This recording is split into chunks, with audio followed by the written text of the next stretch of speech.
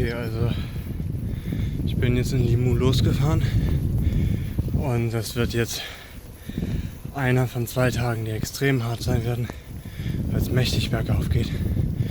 Ich glaube heute so 1200, 1300 Meter hinauf. Das Wetter ist, wie ihr seht, recht grau.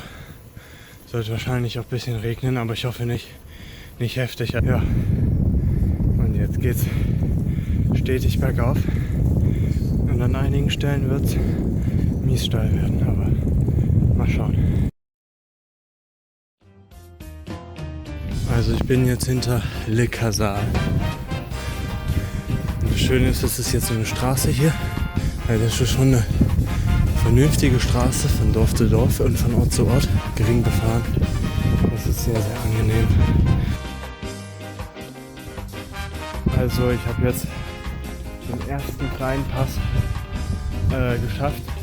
Es war schon gut anstrengend, aber es war halt mehr in der Ausdauer fett anstrengend. Das ist jetzt quasi der erste Pass. Heute Nachmittag kommt ein zweiter Pass, der ist irgendwie auf 1,4. Das wird nochmal richtig viel Gesteige.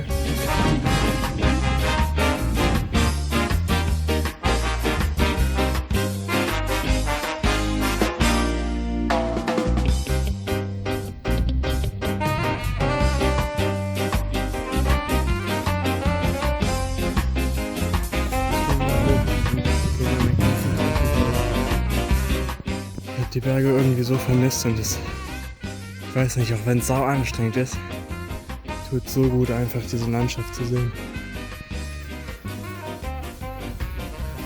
Also ich hatte gerade einen ziemlich heftigen Aufstieg. Das waren, ich glaube, 300 Höhenmeter auf 2,5 Kilometer Länge. Ein Serpentin. Ich schwitze wirklich wie so ein Wasserfall. Ja, dafür geht es jetzt eine längere Strecke eher flächlich.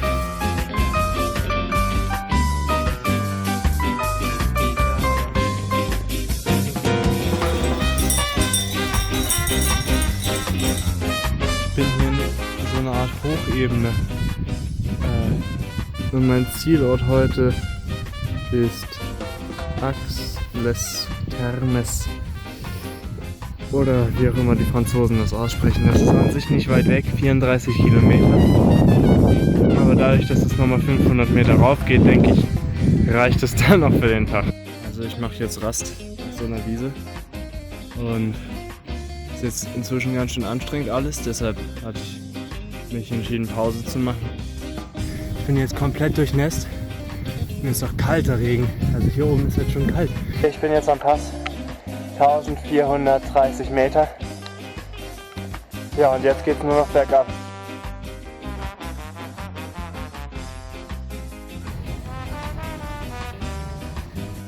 Also ich bin jetzt im Tal angekommen. Die Abfahrt war eigentlich ganz spaßig, aber auch schwierig, weil man halt echt schnell war. Und die Straße war halt nass und da musste man ein bisschen aufpassen. Das Hotel ist nicht geil. Man kann drin schlafen, mehr aber auch nicht. Die Heizung funktioniert nicht, das heißt, ich kann morgen auch nasse Sachen nach Andorra hochfahren. Habe ich schon richtig Bock, aber dafür versuche ich jetzt einfach was Schönes zu essen zu finden und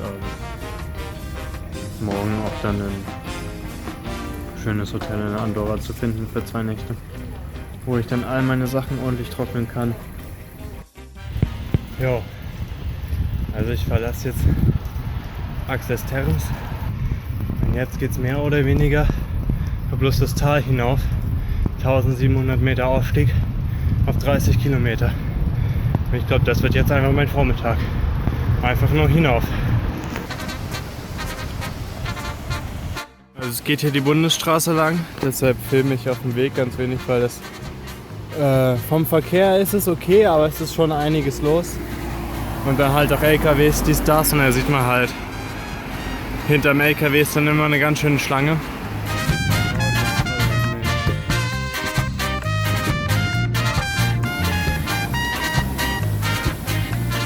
Also man muss sagen, das ist hier wirklich auch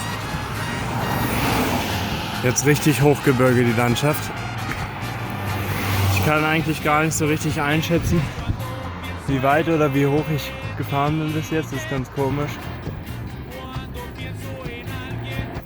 Ich habe gerade eine längere Pause gemacht und ein bisschen was gegessen, Keks und getrunken. Und jetzt muss ich dann noch, je nachdem, entweder 600 Meter rauf oder fast 1000, je nachdem, ob ich den Tunnel fahren kann oder nicht. Und hier ist gerade eine Biene an meiner Hand, ja. So, ich möchte jetzt aber gern weiterfahren, ne? Also verpiss dich, Didi. Danke. Man muss doch sagen, der Vorteil an der Bundesstraße ist, dadurch, dass hier auch LKWs hochfahren, ist es nie krass steil. Es gibt immer bergauf und das ist schon anstrengend, aber es ist nie so, dass es so fett hochgeht, weil LKWs müssen das auch schaffen. Ich bin die Straße hochgefahren und jetzt geht es hier um den Bergrücken drumherum. Bestimmt noch so 200 Höhenmeter und dann ist irgendwo der Checkpoint und die Landesgrenze.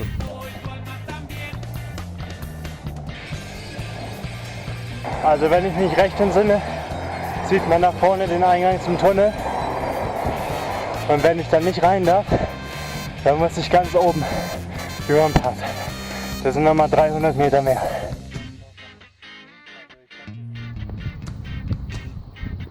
Jetzt hat sich eine Speiche gelöst. Eine Speiche rein. Die ist locker, die ist raus.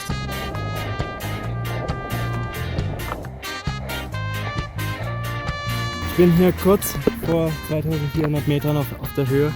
Also das ist der Pass. Und da werde ich erstmal einen Kaffee trinken. Also wirklich, keine Ahnung, 20 Meter unterm Pass. Und vom Hardrock Café Andorra ist ja einfach eine Kartbahn.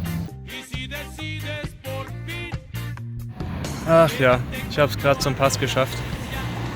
Bisschen mehr als 2400 Meter und jetzt trinke ich einen Kaffee und dann rolle ich runter nach Andorra la Vella.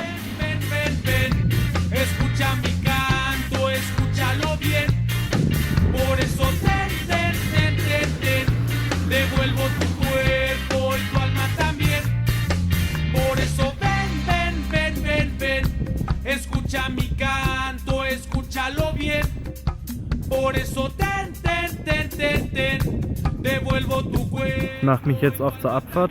Dafür ziehe ich mir nochmal Handschuhe an und Tuch, weil es wird nochmal ordentlich kalt mit dem Fahrtwind.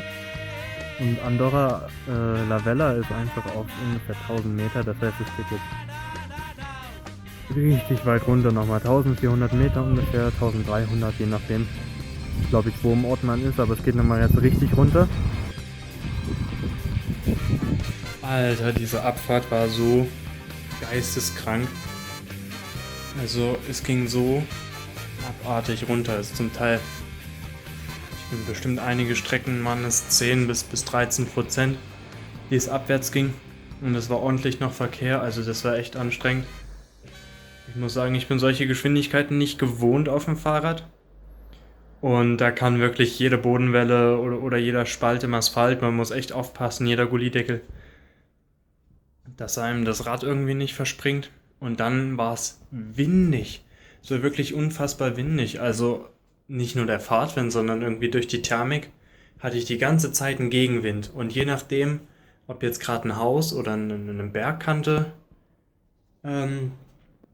gekommen oder gegangen ist, kam der dann mal von der Seite und es war auch manchmal recht böig. Das war echt schwer und das war crazy. Das war wirklich crazy.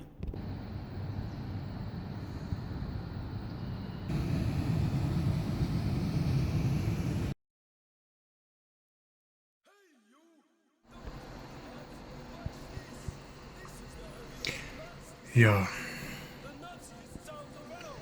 Gut, soviel dann zur Parcours-Session in Andorra. Naja, gut. Ich glaube, ich gehe ins Gym dann.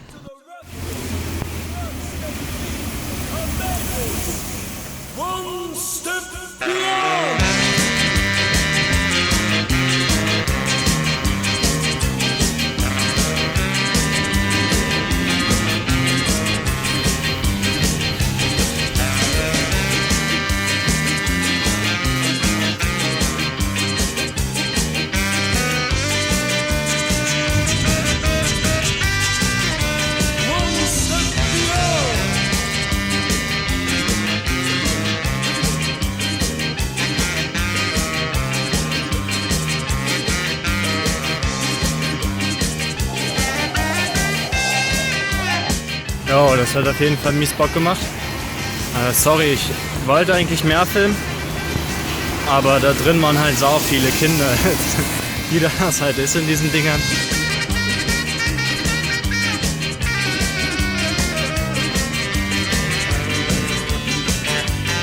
Und jetzt ist ein neuer Tag. Ich habe gefrühstückt, pack meine Sachen und mach mich los. Und jetzt geht's quasi aus Andorra hinaus, nach Spanien. Wahrscheinlich viel Bundesstraße. Okay, auf nach Spanien. Jo, also ich bin gerade in Spanien.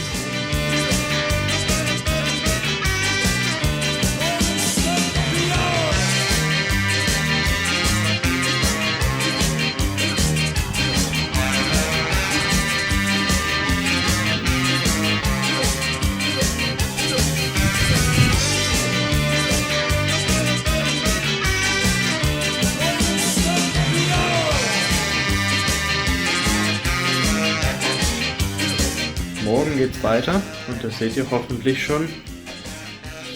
Hier, guten Morgen. Ich glaube, Spanien ist kein flaches Land. Also, ist echt nicht flach.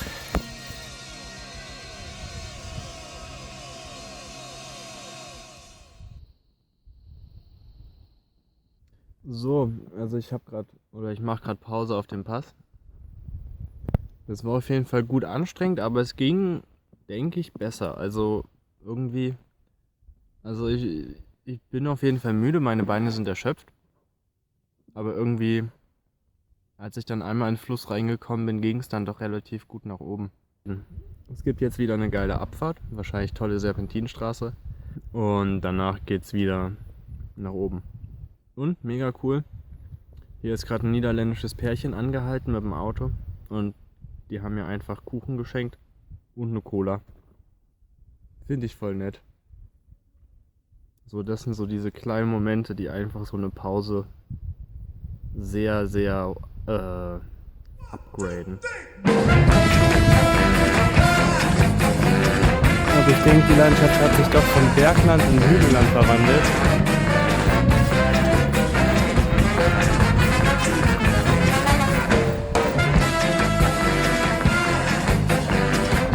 Irgendwie ist die Motivation gerade echt. Ich glaube, also ich bin gerade einfach auch mega müde, weil heute anstrengend war, weil es halt auch arg hinaufging. Und da, wo es hinabging, hatte ich Gegenwind. Also ich bin einfach auch erschöpft gerade. Von meinem Hinterrad war ja die Speiche gerissen. Und das fängt jetzt halt an zu eiern, das Hinterrad. Und das ist halt nicht gut. Also damit, wenn es anfängt zu eiern, kann ich nicht ewig weiterfahren. Das heißt, ich muss das dann jetzt irgendwo reparieren lassen, weil ich kann das nicht auf Tour selber reparieren, weil ich einfach die Sachen nicht dabei habe. Und ich überlege das halt morgen in Saragossa zu machen und hoffe, dass die das an einem Tag schaffen. Und sonst muss ich halt 2 Tage bleiben.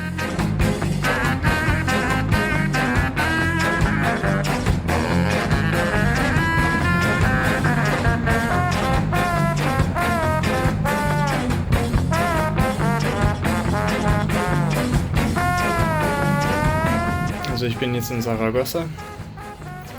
Das Fahrrad ist bei der Werkstatt. Und ja, ich wurde jetzt nochmal schön auf den letzten 10 Minuten vom Gewitterguss erwischt. Das macht natürlich Spaß. Aber grundsätzlich geht's eigentlich. Und heute die Landschaft war irgendwie voll langweilig. Also es war mega trocken und karg und irgendwie in den Dörfern war nichts. Es war nichts in den Dörfern. Nichts zu essen, kein Supermarkt, gar nichts. Es war alles irgendwie zu und kaputt. Naja, dagegen war Brandenburg echt spannend.